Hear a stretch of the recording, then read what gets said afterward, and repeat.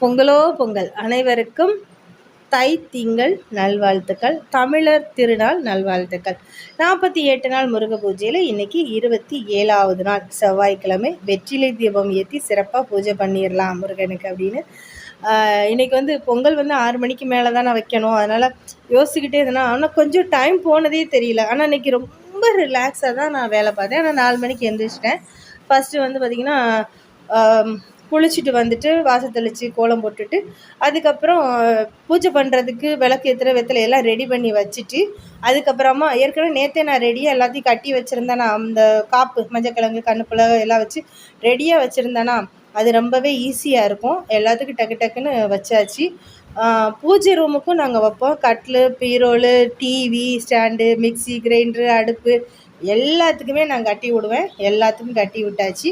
விளக்கேற்றி பூஜையும் பண்ணியாச்சு. சாமிக்கு பிரசாதம் கொஞ்சமாக பச்சை கற்பூரம், நாட்டு சக்கரை, ஏலக்காய், நெய்யெல்லாம் விட்டு சர்க்கரை பொங்கல். ஆனால் தேங்காய் போடல, முந்திரி கிஸ்மிஸ் எதுவும் போடல.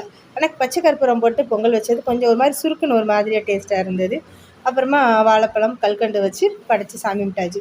இன்றைக்கி செவ்வாய்க்கிழமை 7 மணி தாண்டிடுச்சு. இருந்தாலும் பரவாயில்ல, வெற்றிலை தீபம் போட்டிருக்கோம் அப்படின்னு வேல்மாறல் படித்தேன். 7:30க்கு தான் தம்பி பேங்க்கு கிளம்பணுமா அப்படின்னு சொன்னதுனால சாமியை நிதானமாக சிறப்பாக கும்பிட்டாச்சு.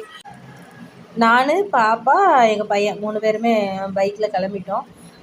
கோயில்கிட்ட இறக்கி விட்றேம்மா, நீங்கள் சாமியை விட்டுட்டு ரெடியாக இருங்க, நான் பிக்கப் பண்ணிக்கிறேன். நான் போயிட்டு 1/4 மணி நேரத்தில் வந்துடுவோம். சரி, கொஞ்சம் நேரம் இருக்கும் பார்த்தா இன்னொரு கோயிலுக்கு 2 கோயிலுக்கு போகலாம் அப்படின்னு பார்த்தா, ஆனால் வந்துட்டான் கரெக்டாக. அவனும் முருகனில் போய் சாமி விட்டு வந்தான். நாங்கள் அதுக்குள்ளேயும் கடை வீதியில் பூ வாங்கணும். எனக்கு பிடிச்ச ரோஸ் கலரில் வந்திருந்தது.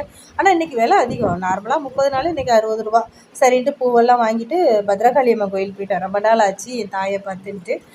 எல்லா சாமியும் தரிசனம் பண்ணியாச்சு. பத்ரகாளி சிவகாசியில் ரொம்ப சக்தி வாய்ந்த அம்மன். என்ன வர வேணாலும் கேட்கலாம், கொடுப்பா. அப்புறம் அன்றைக்கி அன்னதானத்துக்கு வேறு ஏற்பாடு பண்ணியிருந்தாங்க. சரின்ட்டு கொஞ்சம் 5 நிமிஷம் பொறுங்க நாங்களா அதில் கொஞ்சம் வீடியோஸ் ஃபோட்டோஸ்லாம் எடுத்துகிட்டு அன்னதானம் வாங்கி சாப்பிட்டேன். எனக்கு என்னே தெரில, வயிறு அவ்வளோ பசி. நேற்று நைட்லேருந்து பசி ஓவரு. என்னமோ பத்ரகாளி தாய் இன்றைக்கி வயிறை குளிர வச்சிட்டான். இவ்வளோ நேரம் கோயிலில் இருக்கமே விளக்கு எப்படி இருக்குன்னு நினச்சேன். ஆனால் எல்லா விளக்குமே எரிஞ்சிக்கிட்டு இருந்தது. மன நிறைவாக இருந்தது. நன்றி அம்மா தாயே.